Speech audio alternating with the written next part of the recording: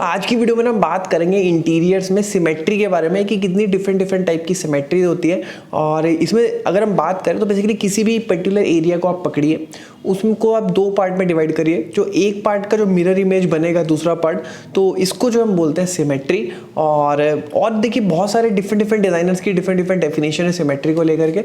तो ये जो है जनरल मैंने आपको कॉन्सेप्ट बता दिया। अब हम बात करते हैं कि सिमेट्री जो है वो कितने डिफरेंट टाइप की होती है। तो सबसे पहले टाइप की सिमेट्री के बारे में बात करते हैं, इसका नाम है मिरर सिमेट्री। और नाम से ही जैसे आपको पता चल रहा है, तो इसमें एक पार्ट जो होता है उसका एग्जैक्टली मिरर इमेज जो है दूसरी साइड आपको देखने के लिए मिलेगा।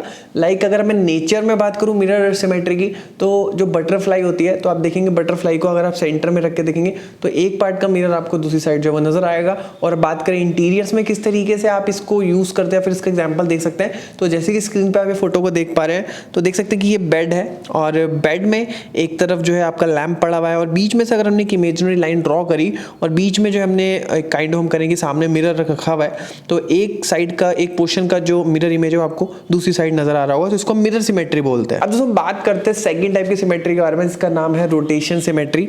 और रोटेशन सिमेट्री में बेसिकली जो पैटर्न होता है वो अनचेंज रहता है, बट जो मिड पॉइंट के अराउंड जो है रोटेट करता है। और काफी सारे डिजाइनर जो है इसको रेडियल बैलेंस भी बोलते हैं। बेसिकली इसमें होता क्या है कि आपका सेंट्रल पॉइंट या फिर एक्सिस के अराउंड जो है आपका कोई भी पैटर्न या कोई भी डिजाइन जो है वो फॉलो करता है। फॉर एग्जांपल अगर हम बात करें, जैसे कि इस फोटो में भी देख पा रहे हैं, तो इसमें सर्कुलर टेबल जो है आपका विद द सर्कुलर लैंप और जो सर्कुलर रग है, कंप्लीटली आप अगर सेंटर में एक्सिस उसको मानेंगे तो उसके चारों तरफ जो है वो आपका सेम जो चेयर्स है वो घूम रही हैं। तो ये आपका रेडियल बैलेंस का एक बहुत अच्छा एग्जांपल है। दोस्तों नेक्स्ट हम बात करते हैं ट्रांसलेशन सिमेट्री के बारे में, और इसको जो है पैरेलल सिमेट्री कहा जाता है।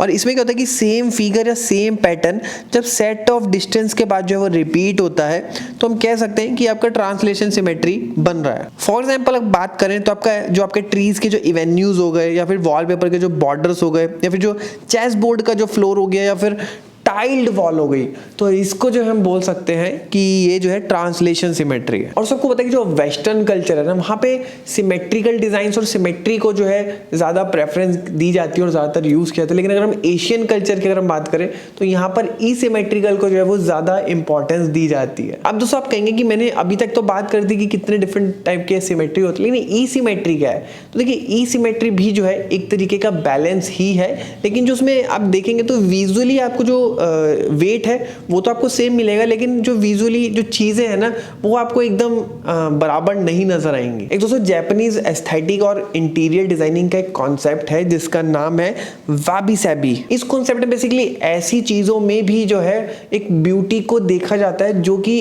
अनपरफेक्ट है। मतलब कोई भी चीज अगर पूरी तरीके से परफेक्ट नहीं है तो भी जो उसमें ब्यूटी को देखा जाता है और उसको जो है वो इग्नोर नहीं किया जाता।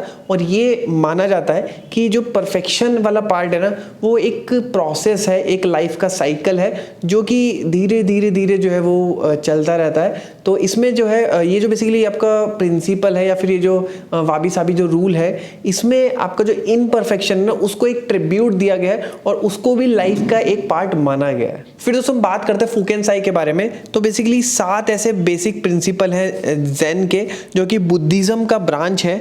तो उसमें से जो है एक ये प्रिंसिपल है जिसका मतलब है सिमेट्री, इरेगुलरिटी। इस प्रिंसिपल में जब आप किसी भी इनपरफेक्शन को कॉन्शियस तरीके से अपने इंटीरियर डिजाइनिंग में यूज करते हैं और आप उसे अप्लाई करते हैं, तो ये किस तरीके से एक बैलेंस क्रिएट करता है। और तो बेसिकली ये जो है मेन इसका इस प्रिंसिपल का कोर है। क्योंकि देखिए दोस्तों इंटीरियर डिजाइनिंग में आप पूरी तरीके से हार्मनी क्रिएट करिए, सिमेट्री को क्रिएट करिए और पूरी तरीके से गोल्डन रेशियो को यूज करिए।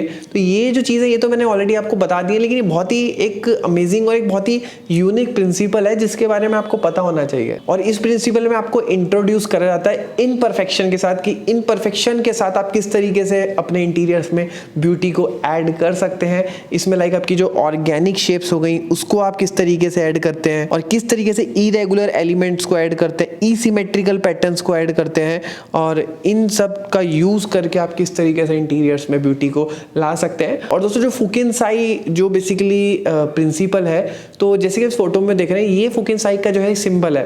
अब इस सिंबल में भी आपको ना इम्परफेक्शन देखने के लिए मिल रहा होगा कि आपका एक नॉर्मली इसमें जो है जो पेंट का ब्रश होता है उससे जो स्टॉक को क्रिएट करा हुआ है और जो स्टॉक को क्रिएट करके कंप्लीट सर्कल भी नहीं बना रखा, मतलब यहाँ पे इम्परफेक्शन को शो करा हुआ है।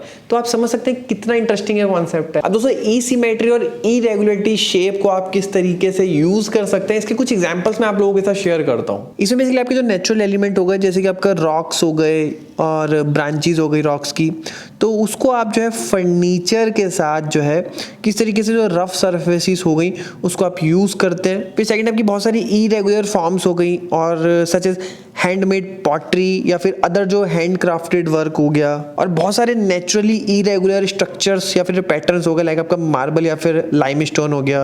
इरेगुलर पैटर्न के साथ आप रग को यूज कर सकते हैं और इसिमेट्रिकल ऑर्गेनिक वॉलपेपर या फिर फैब्रिक पैटर्न का भी जो है आप यूज कर सकते हैं जो कि आपका रेगुलर पैटर्न्स हो और अपोजिट जो है वो रिपीट वहां पर उसके पैटर्न कर रखे हो। और कोई पेंटिंग भी जो आप यूज कर सकते हैं इस तरीके से जो कि एक इम्परफेक्शन क्रिएट कर रही हो लेकिन फिर भी वो एक ब्यूटीनेस जो है वो क्रिएट कर रही हो, और अपनी पिक्चर्स को आप इरेगुलर पैटर्न में प्लेस कर सकते हैं बजाय कि उसे सिमेट्रिकल शेप्स में यूज करने के। और अगर आप जापानी डिजाइन प्रिंसिपल को और डिटेल में सीखना चाहते हैं तो आप मेरे को कमेंट बॉक्स में जरूर बताइए। तो आज की वीडियो में इतना ही, मिलते हैं नेक्स्ट की वीडियो में।